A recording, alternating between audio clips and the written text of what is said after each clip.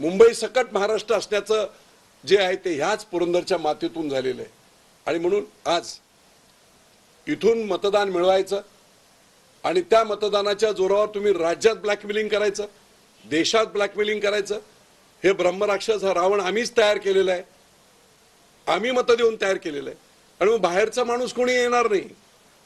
या पापाचं आम्ही केलेलं पाप आहे, या पापाचं परिमार्जन हे आम्हालाच करावं लागेल या मतदारसंघातील मतदारांना। आणि म्हणून ही लढाई आहे, या रामायणातला रावणाच्या विरुद्ध लढणारा, रामाच्या बरोबर असणारा बिभीषण विजय शिवतारे। निर्णय घ्यायला उशीर झालाय का? आणि अजित पवार काही निर्णय घ्यायला उशीर नाही, लोक हुशार आहेत, प्रचंड हुशार आहेत। मीडिया आता हे झालेलं आहे, आता काय पहिल्या मोठ्या मोठ्या सभा घ्याव्या तसं नाही, 100 लोकांच्या समोर जरी हे केलं तरी टीव्ही वाले दाखवतात, 13 कोटी लोक बघतात, जनता सुज्ञ झालेली आहे, घराघरा बसून मोबाईलवरून सर्व लोक, तरुण मुलं, महिला सगळं बघतात। त्यामुळे प्रचार आता हा खूप सोपा, तुम्ही जर सत्य असाल, खरा असाल तर तुम्ही लोकांच्या हृदयापर्यंत पोचायला 10-15 दिवस, महिनाभरचा वेळ ठीक आहे। आणि ही लढाई विजय शिवतारेंची नाही, ही लढाई मला खासदार होणे याच्यासाठी नाही। पुन्हा एकदा सांगतो, आमदार बनणे, खासदार बनणे मला देवाने सगळं दिलेलं आहे।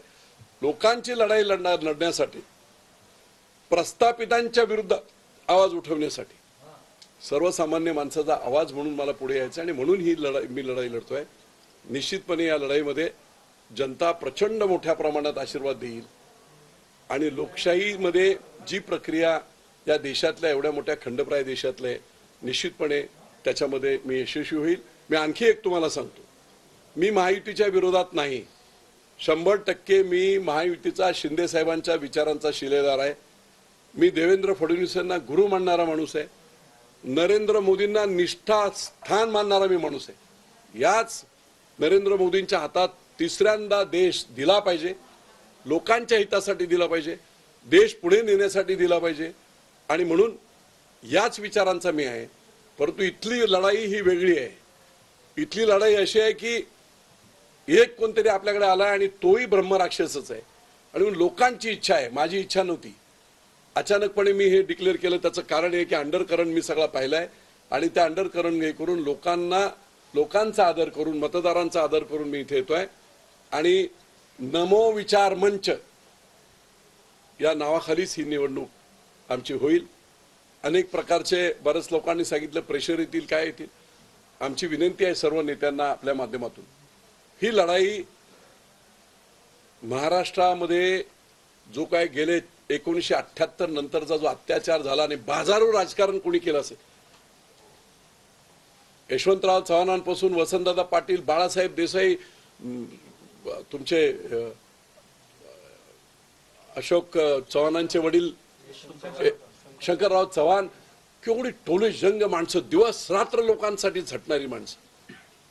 बाजारू राजकारण नंतर आलं आणि असं म्हटलं जातं, जेने राजा बेपारी तेने प्रजा भिकारी। सगळेच अशा पद्धतीने कमर्शियल झाले। लोकांना सुद्धा आता जिकडे तिकडे बघाल तिकडे हेच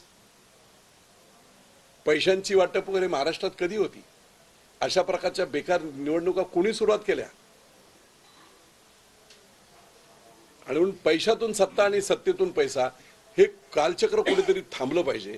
आणि अगदी देवेंद्र फडणवीसांच्या भाषेमध्ये हे कालचक्र आहे। बारामतीतली ही निवडणूक सुद्धा कालचक्राचाच एक भाग आहे। आणि आम्ही सर्वजण जनतेच्या आशीर्वादाने निश्चितपणे निवडून येऊ। विजय शिवतारे खासदार झाला म्हणजे अख्ख्या बारामती मतदारसंघातला प्रत्येक माणूस खासदार झाला। आणि निश्चितपणे सर्व बाजूला न्याय देण्याचं काम हे निश्चितपणे आपण सर्वजण करू।